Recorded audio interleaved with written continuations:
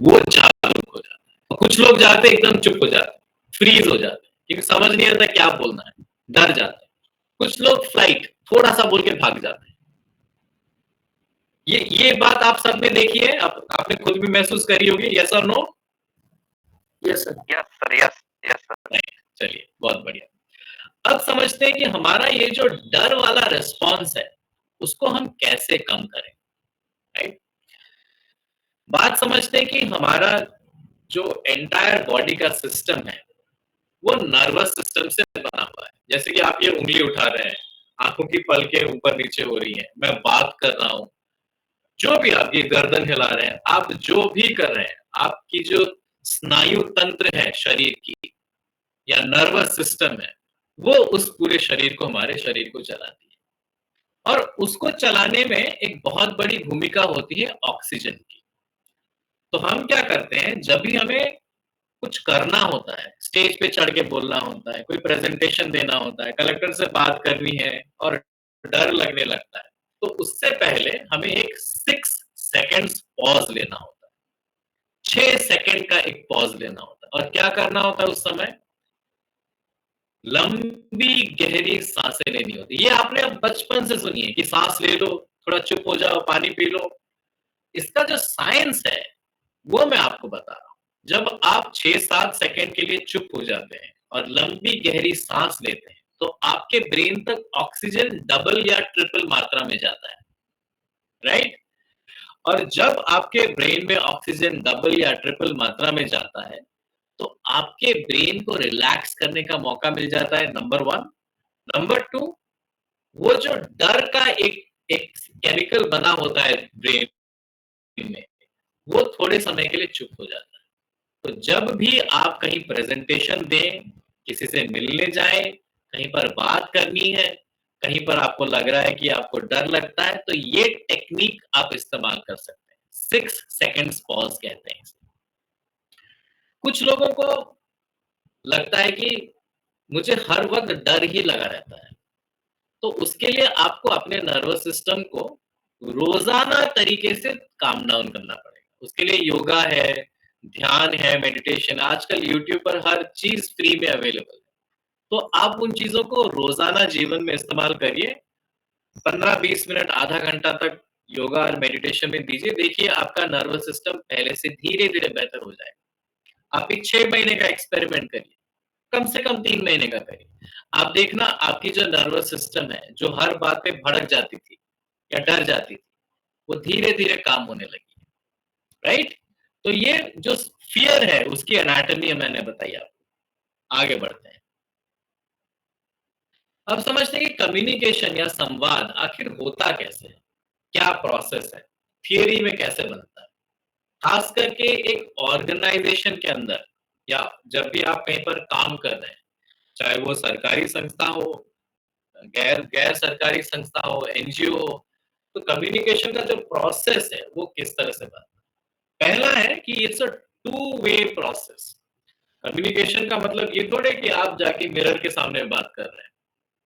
Communication तभी हो रहा है जब दो पार्टीज हैं। वो एक व्यक्ति दूसरा व्यक्ति हो सकता है, एक पार्टी दूसरी पार्टी हो सकती है, 3-4 पार्टी साथ में हो सकती है, लेकिन एक पॉइंट से दूसरे पॉइंट पे जा रहा है और उस पॉइंट से फिर वापस आ रहा है।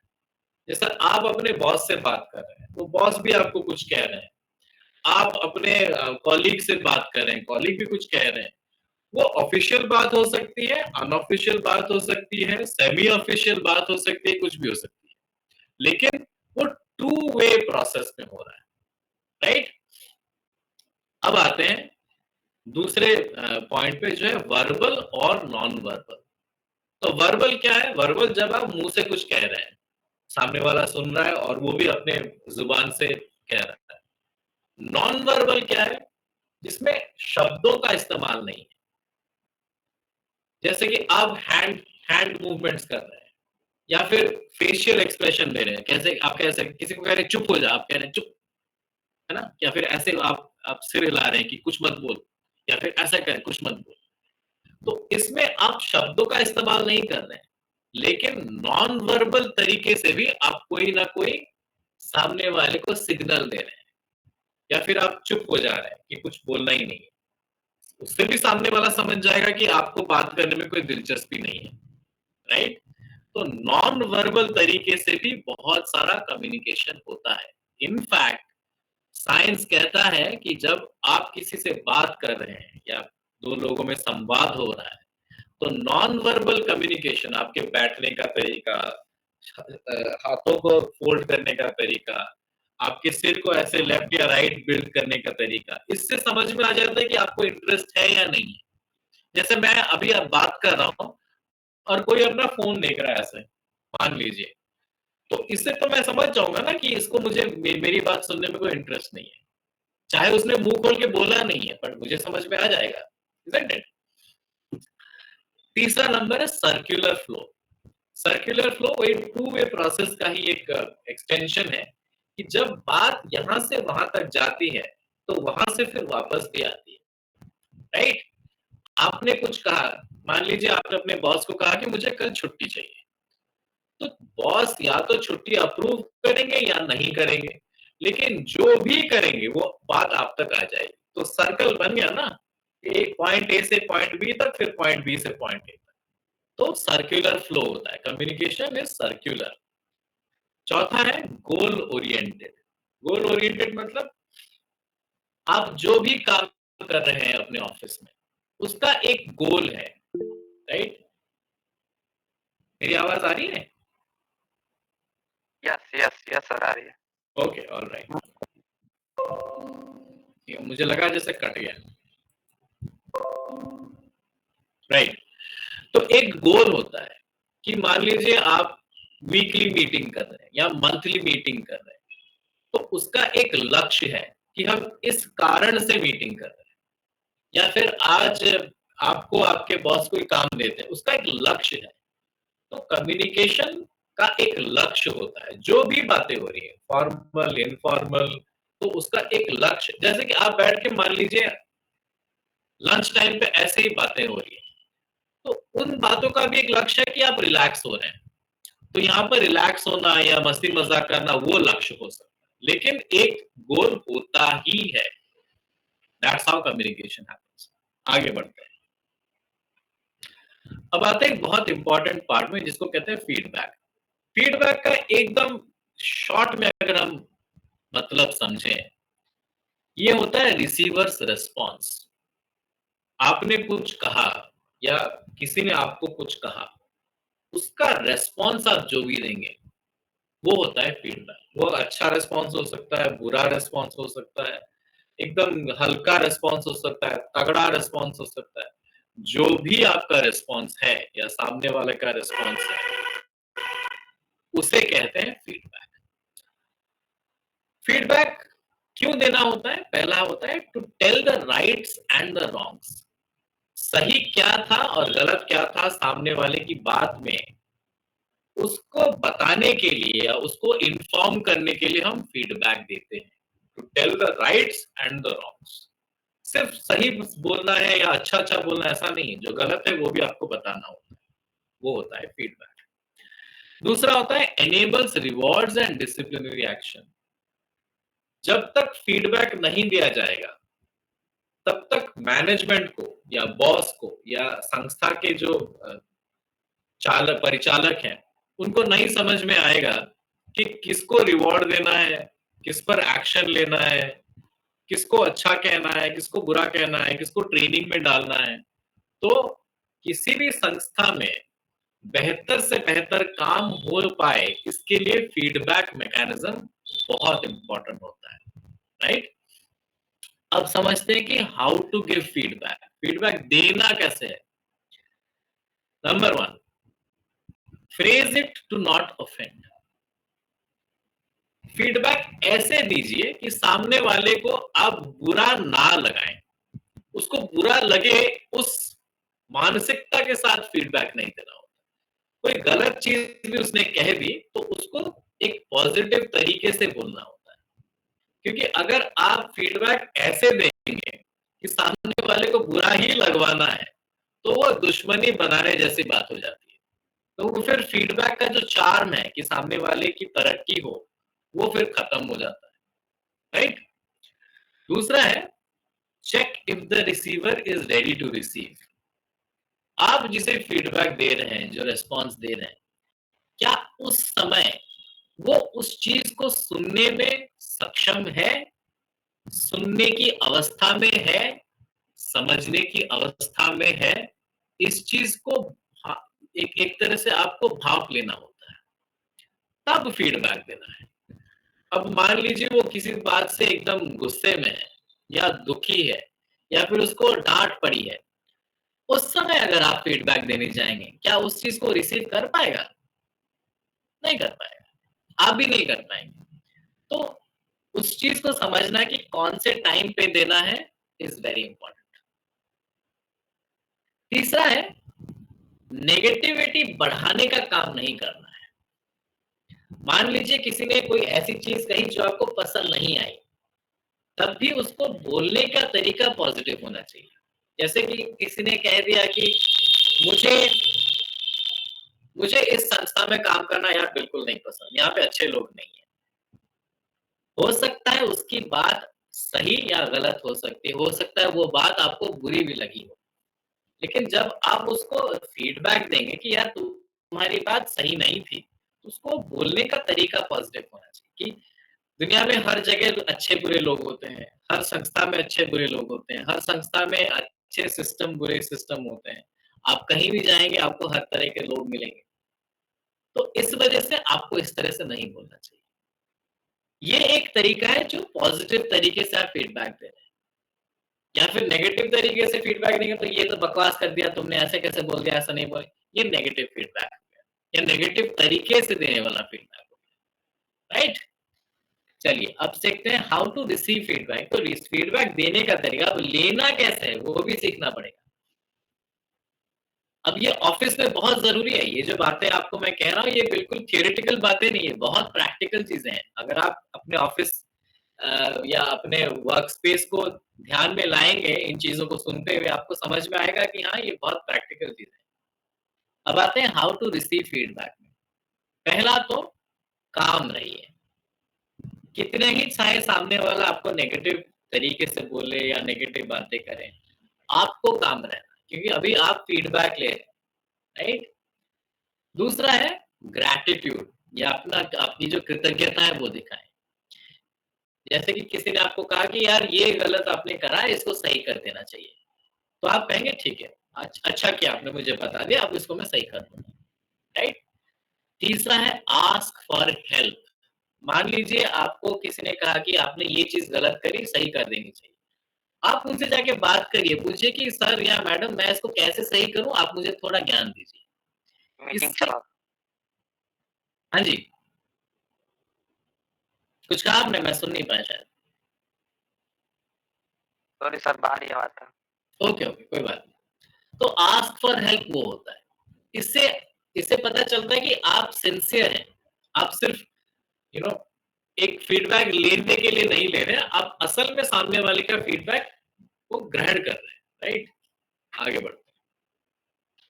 अब आता है बिजनेस एटिकेट। एटिकेट मतलब मैनर्स, तौर तरीके, मतलब सामने वाले से किस तरह से व्यवहार किया जाए एक ऑफिस सेटअप में, उसके बारे में कुछ बेसिक्स जानकारियां।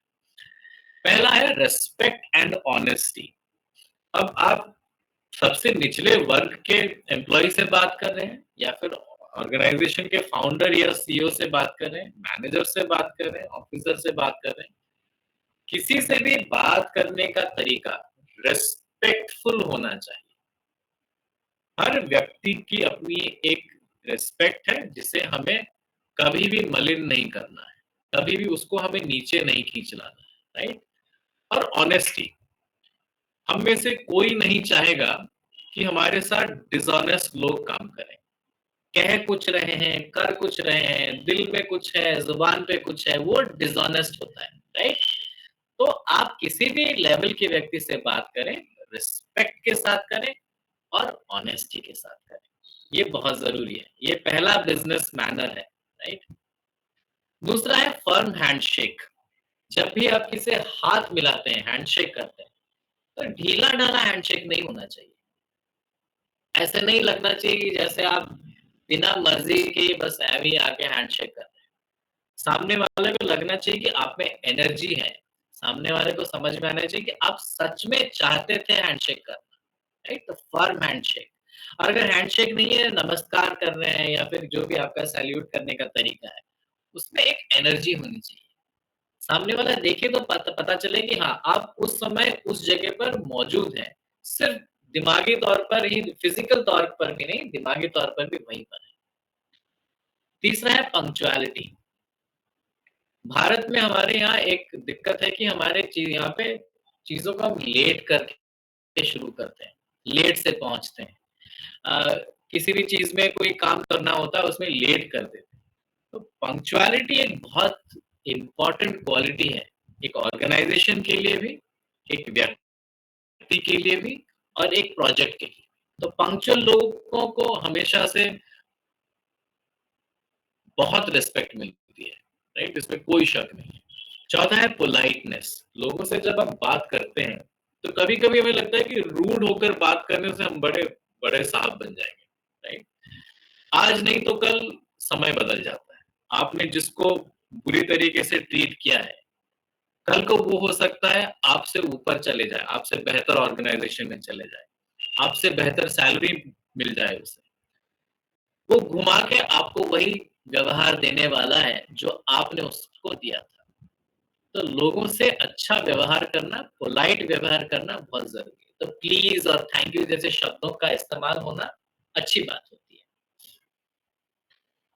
नेक्स्ट है अप्रिशिएट करना, जहां पर अप्रिसिएशन ड्यू है।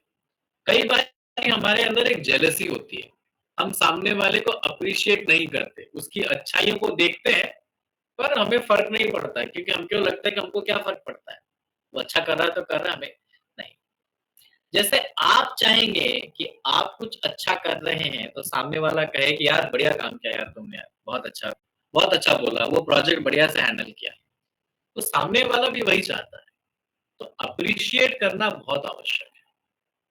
Next, full attention, eye contact के साथ। दो लोग अगर आपस में बात कर रहे हैं और एक बंदा फोन को चला रहा है या इधर उधर देख रहा है, क्या आपको मन करेगा उस व्यक्ति से बात करने का? नहीं करेगा, क्योंकि आप समझ रहे हैं कि उसका अटेंशन आपके प्रति है ही नहीं। या तो वो फोन में बिजी है या फिर कुछ और कर रहा है।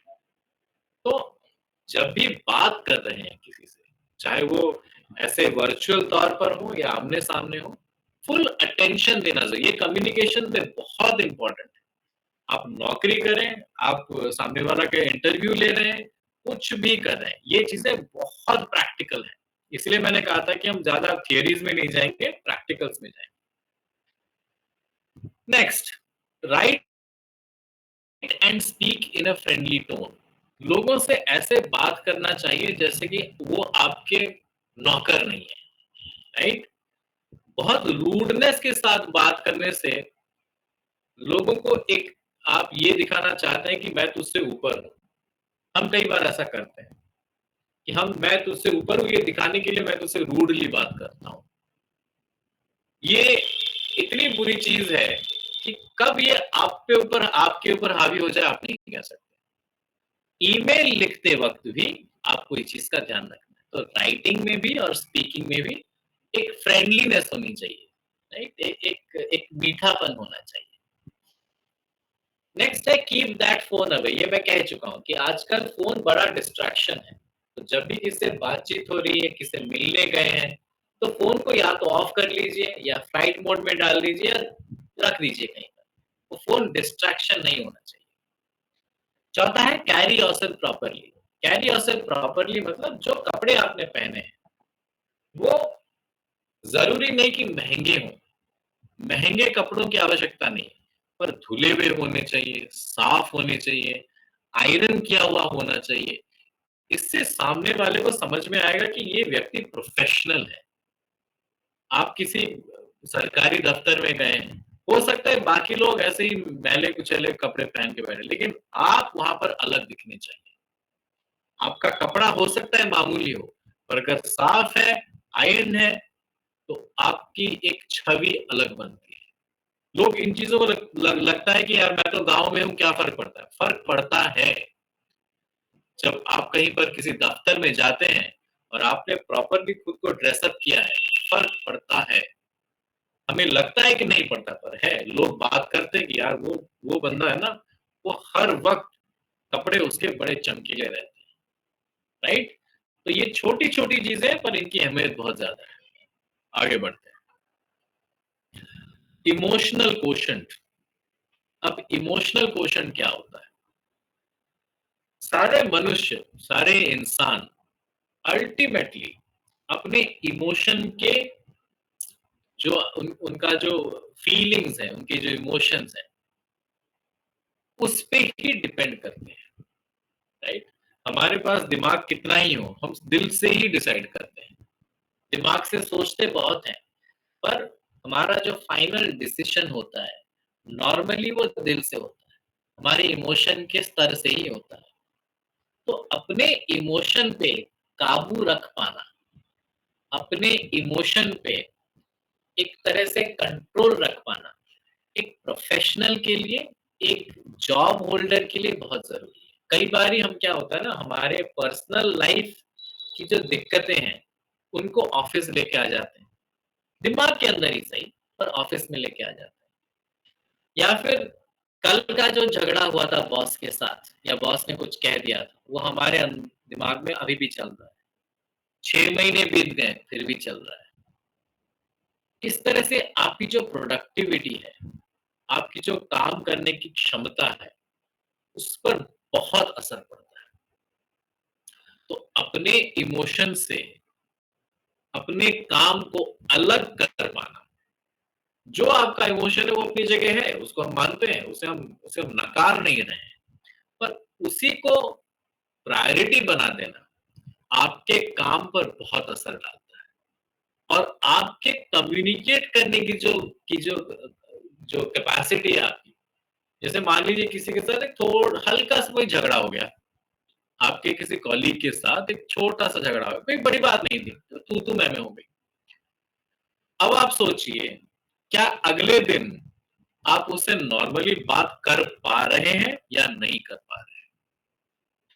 99% लोग नॉर्मली बात नहीं कर पाते, क्योंकि उनके दिमाग में वो चल रहा होता है ना? एम आई राइट? सही बात है? Right sir. राइट। तो अपने इमोशन पर कंट्रोल पाना कम्युनिकेशन में बहुत बेहद जरूरी है। इसलिए इमोशनल क्वेश्चन का यहाँ पर वर्णन थोड़ी बहुत व्याख्या करी गई है। चलिए आगे बढ़ा जाए।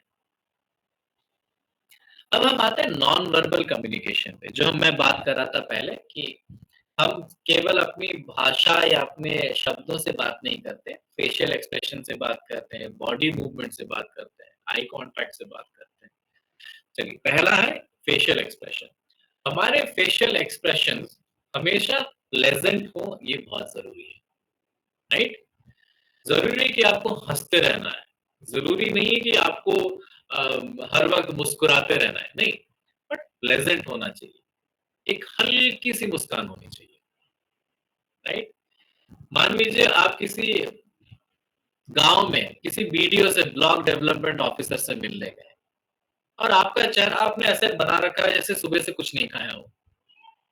हम मान लीजिए खाया नहीं भी है, तब भी चेहरे पर एक हल्की सी मुस्कान हो, इससे आपके कम्युनिकेट करने की जो ताकत है वो बढ़ जाती है।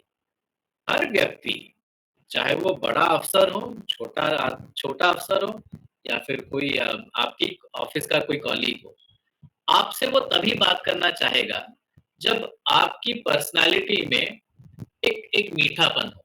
अगर आप ग्रम्पी फेस लेकर घूमते रहेंगे, तो क्या आपसे कोई बात करना चाहेगा? क्या मान लीजिए आप किसी से बात करना चाह रहे हैं और उसने मुंह ऐसा खुला रखा है जैसे पता नहीं मधुमक्खी ने काट लिया उसके चेहरे पे, राइट? क्या आप उससे बात करना चाहेंगे? नहीं चाहेंगे, ऑब्वियसली आप नहीं चाहेंगे। लेकिन सामने वाले के चेहरे पे एक मृदु मुस्कान है उसके चेहरे पे, तो आपको अच्छा ही लगेगा। अब काम हो ना हो बात की बात है, बट संवाद करने में, उससे बात करने में आपको कोई दिक्कत नहीं आने वाली, क्योंकि आप उसके चेहरे पे हल्की सी मुस्कान है जो आपको ये सिग्नल दे रही है कि इस व्यक्ति से बात करी जा सकती है, राइट? तो फेशियल एक्सप्रेशन बहुत important है। दूसरा है बॉडी मूवमेंट। कई बार हम ऐसे खड़े रहते हैं, मान लीजिए आप किसी सरकारी दफ्तर में गए और आप ऐसे खड़े हैं, है ना, अपने अपने हाथ को ऐसे फोल्ड करके रखा आपने। सामने वाले को ये चीज पसंद नहीं आएगी, क्योंकि सरकारी दफ्तर में लोगों के ईगो बहुत होते हैं, है ना, काफी ईगो होता है। बड़े बड़े जो गैजेटेड ऑफिसर्स होते हैं, खास करके क्लर्क के पास भी बहुत ईगो होता है, क्योंकि सरकारी दफ्तर में काम कर आपका काम रोक सकता है। तो कौन सी जगह पर आपको अपने बॉडी लैंग्वेज को थोड़ा स्मार्ट रखना है और कौन सी जगह पर आपके बॉडी लैंग्वेज थोड़ा हम्बल रखना है, इस बात की समझबूझ बहुत जरूरी है। नॉर्मली स्ट्रेट खड़ा होना, अपनी रीढ़ की हड्डी को सीधा रखना एक अच्छा तरीका होता है। हाथ नॉर्मली लोग कहीं भी ऐसे ऐसे करके खड़े हो जाते हैं, या फिर एक पांव पे खड़े रहते हैं, मतलब एक साइड के झुक झुक एक साइड में झुक के खड़े रहते हैं। इससे आपके कॉन्फिडेंस, सामने वाला जब देखता है ना, उसको मजा नहीं आता, लगता है कि ऐसे ऐवे ही कोई बंदा है। तो आपका कॉन्फिडेंस, जब आप स्ट्रेट खड़े रहें, रीढ़ की हड्डी सीधी रहे और आपके हाथ प्रॉपरली नीचे ऐसे ऐसे ऐसे रखा हुआ है आपने, तो लगता है कि ये बंदा बहुत स्मार्ट है। एक स्मार्टनेस वाली फीलिंग आती है आपकी बॉडी लैंग्वेज से। तो बॉडी लैंग्वेज पर थोड़ा ध्यान देना बहुत आवश्यक है। अगला है आई कांटेक्ट।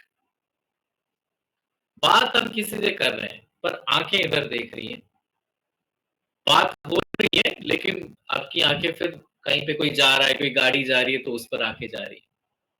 वो बहुत गलत तरीका है, सामने वाले को बहुत डिसरिस्पेक्ट देने जैसी बात होती है। तो जब किसी से बात हो रही है, आंखों की पुतलियां उसकी आंखों की पुतलियों पर होनी चाहिए, राइट? आई कांटेक्ट कहते हैं इसे। आगे आ गया टच। हमारे कल्चर में कहीं पर हम हैंडशेक कर सकते हैं, जैसे कोई महिला है तो हम उसे हैंडशेक ज्यादातर नहीं करते। अपने ऑफिस की बात है, अलग बात है, लेकिन कहीं दूसरे ऑफिस में गए हैं, किसी सरकारी दफ्तर में गए, किसी कॉर्पोरेट में गए, जरूरी नहीं कि हम उनसे हाथ मिलाएं। हेलो कह सकते हैं या नमस्ते कर सकते हैं, जिस जो भी उस जगह पर सही बैठेगा, राइट? तो टच कहाँ करना है, कहाँ पर नहीं करना, ये देखना बहुत जरूरी है। जैसे कलेक्टर से मिलने गए, क्या आप नॉर्मली कलेक्टर से जाके हाथ मिलाते हैं? नहीं, आप नमस्ते करते हैं, तो सही है, वो उसमें कोई बुराई नहीं। तो कहाँ पर ह्यूमन टच अवेलेबल होना चाहिए और नहीं होना चाहिए, इसकी समझबूझ थोड़ी जरूरी है। आगे चलते हैं, वॉइस। जब आप किसी से बात कर रहे हैं तो एक कॉन्फिडेंट वॉइस का होना बहुत जरूरी है ना। कॉन्फिडेंट वॉइस के भी दो तरीके हैं। एक है जैसे इस वक्त मैं बात कर रहा हूँ, एक प्रॉपर तरीके से बात कर रहा हूँ, पर इसका मतलब ये नहीं है कि मैं आपको रूडली बात कर रहा हूँ। क्या मैं रूडली बात कर रहा हूँ, किसी को लग रहा है? No sir. Right, right. तो किसी से कॉन्फिडेंटली बात करना का मतलब ये नहीं कि रूडली बात करना। तो इन दोनों के बीच में वो डिफरेंस आपको हमेशा समझना पड़ेगा, राइट? आगे बढ़ा जाए। Business writing essentials. आप में से बहुत सारे लोग ईमेल भी करते होंगे, इस वजह से मैंने इसको थोड़ा डाल दिया है। अब उसमें मेमो हो सकता है, रिपोर्ट हो सकता है, ईमेल हो सकता है, तो राइटिंग के बारे में ये थोड़ा सा मैंने कुछ इसमें जानकारी डाल दिया है।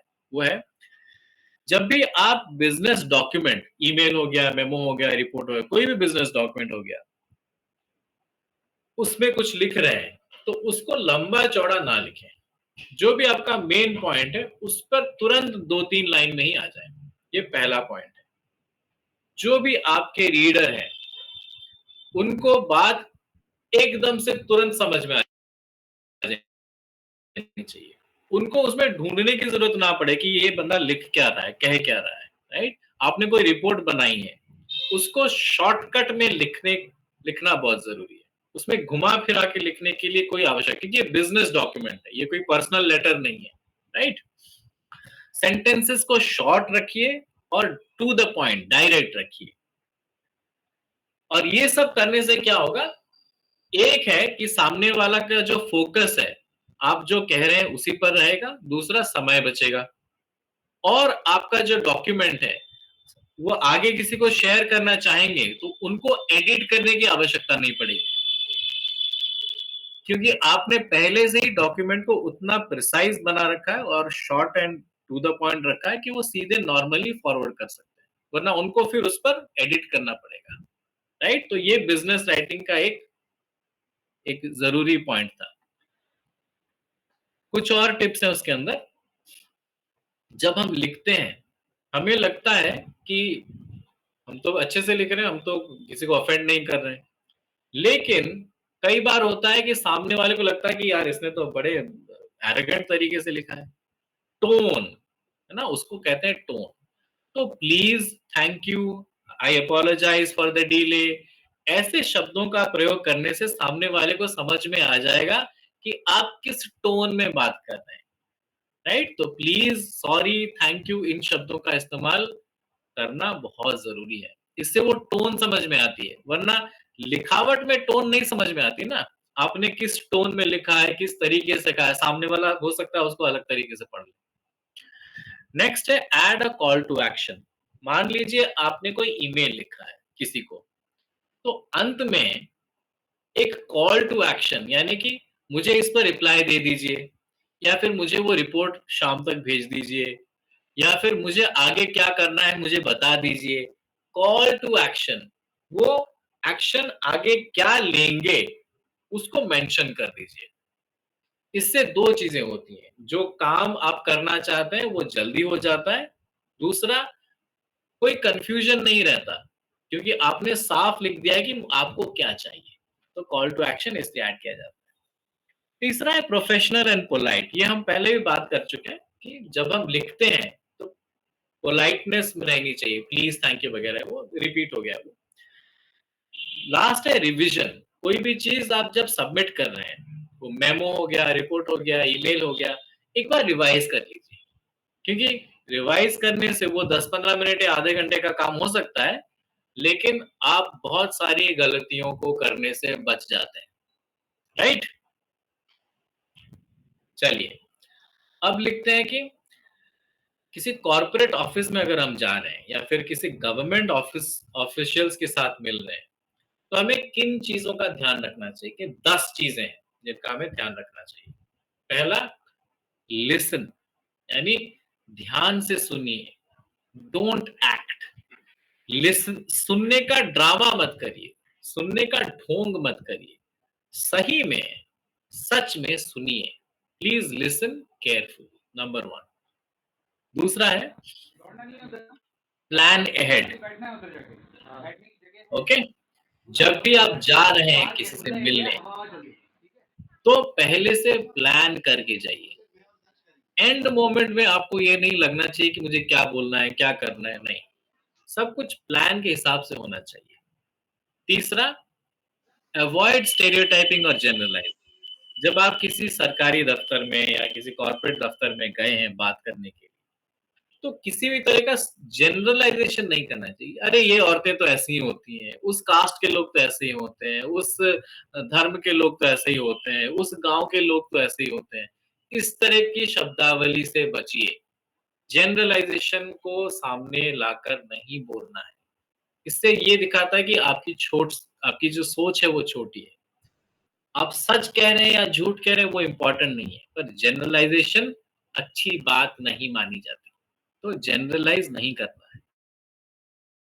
चौथा है, जो एसेंशियल टॉक है और लूज टॉक है, उन दोनों के बीच डिफरेंस बनाना सीखिए। एसेंशियल टॉक जो बेहद जरूरी है वही बातें, लूज टॉक इधर उधर की बातें। हम जिस काम से गए हैं बस वही काम पर फोकस रखना चाहिए।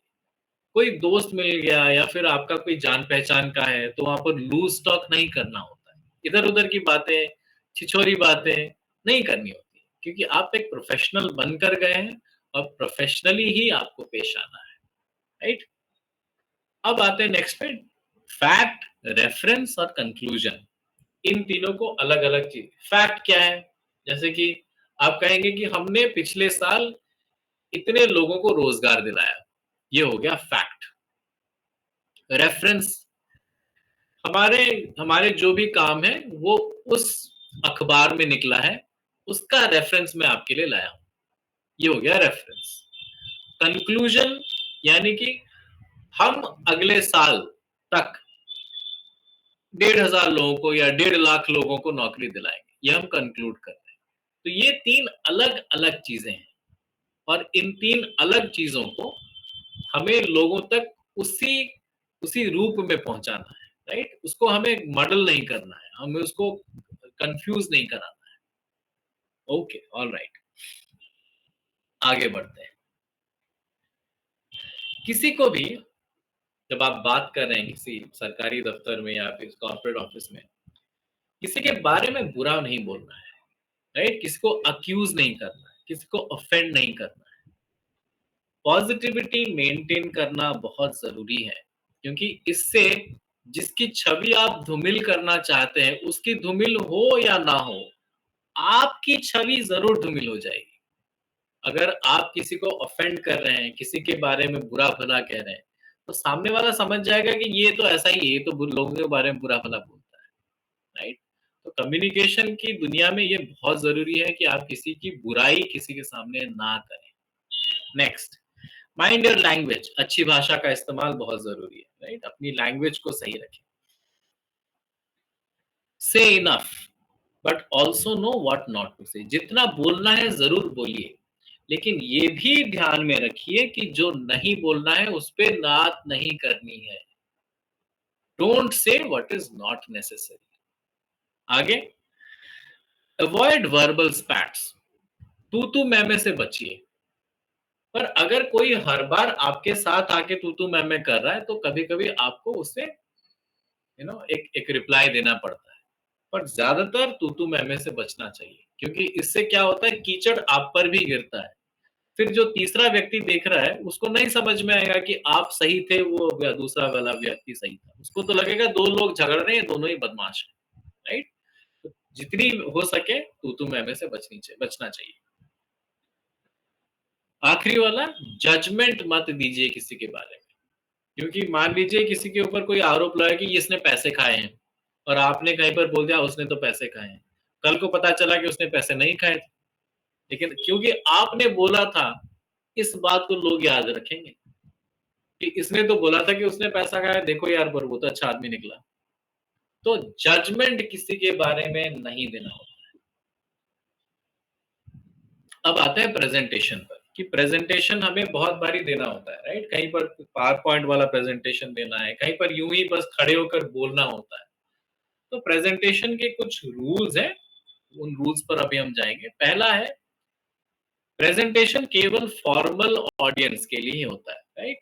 आपके दोस्तों यारों के लिए तो नहीं है प्रेजेंटेशन। ऑफिस में ही होगा, या फिर किसी कॉर्पोरेट में होगा, या फिर किसी कलेक्टर के सामने होगा, या फिर किसी सरकारी दफ्तर में होगा, या फिर अपने ऑफिस के कॉलीग्स के सामने कुछ होगा। तो प्रेजेंटेशन सिर्फ फॉर्मल जगह पे ही होती है, नंबर 1। दूसरा है, इसका एक क्लियर स्ट्रक्चर होता है। एक इंट्रोडक्शन पार्ट रहेगा, एक एक्सप्लेनेशन रहेगा कि आप क्या प्रेजेंटेशन कर रहे हैं, और फाइनली एक कंक्लूजन रहेगा कि आपने जो भी कहा है उसका सार क्या है, कंक्लूजन क्या है। नेक्स्ट है, एक वेल डिफाइंड फ्लो, राइट? कैसे शुरू करेंगे आप, पहले किसको नमस्ते करना है, किसको इंट्रोड्यूस करना है, किसके बारे में। तो एक फ्लो में चलेगा, ऐसा नहीं कि हाफजर्डली कुछ भी चल रहा है, राइट? तो फ्लो मेंटेन करना अत्यावश्यक है। पहले प्रेजेंटर क्या करते हैं, पहले प्रेजेंटर जो सबसे ज्यादा जरूरी है उन चीजों के बारे में बात करते हैं, राइट? और ऑडियंस को मौका देते हैं सवाल पूछने का। जैसे कि अभी ये जब मैं प्रेजेंटेशन दे रहा हूँ, इसको खत्म होने के बाद मैं भी कहूंगा कि कोई कुछ सवाल है तो पूछ सकते हैं। तो आप प्रेजेंटेशन भी देंगे और सामने वाले को, ऑडियंस को, इसका मौका भी देंगे कि वो आपको सवाल पूछ पाए। ऑडियो विजुअल फॉर्मेट में, जैसे कि पीपीटी है या फिर कोई स्पीकर आप यूज कर रहे हैं, राइट? तो इससे अच्छा होता है, इससे बेटर होता है। अगर आप पीपीटी बनाकर दिखा पाए या फिर कोई वीडियो दिखा पाए तो बेहतर है। पर अगर नहीं है, उस तरह का माहौल नहीं है, तो फिर आप नॉर्मली बातों से भी प्रेजेंट कर पाएंगे।